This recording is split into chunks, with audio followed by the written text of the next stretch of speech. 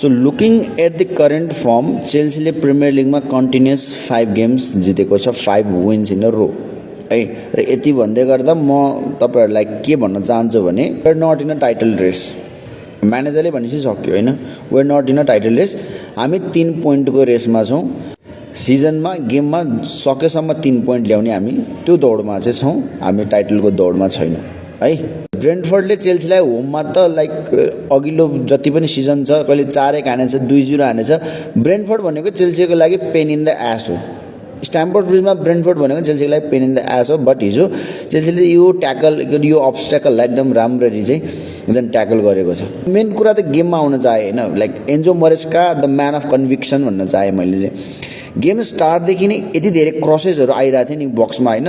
कोलविलले cross गरिरहेछ, म्याडोके cross गरिरहेछ, कोलविल cross गरिरहेछ होइन, पाल्मर क्रस गरिरहेछ। Every one is crossing in the box है, चाहे मान्छे होस् नहोस् उनीहरू बक्समा क्रस गरिरहेछ। र त्यो एन्जो मरेस्काको गेम प्लान नै त्यसरी थियो होइन। The list that we know goal आयो क्रसबाटै, अनि who score the goal? Cucurella है।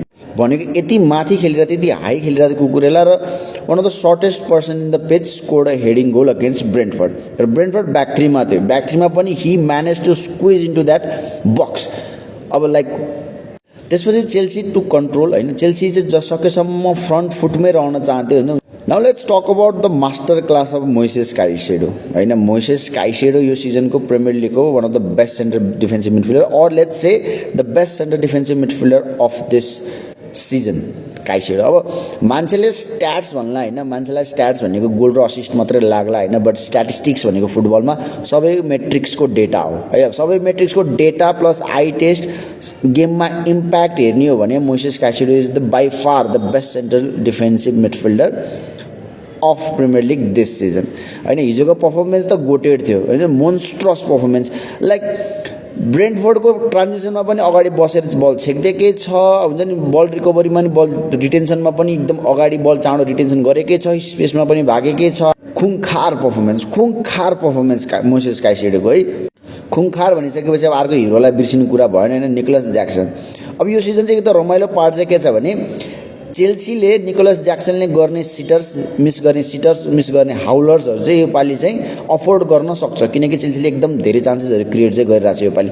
लास्ट सिजन के हुन्थ्यो, लास्ट सिजन चान्सेस धेरै क्रिएट गर्थेन, त्यो कम चान्सेसमा पनि निकोलस ज्याक्सनले एकदम धेरै मिस गर्थ्यो।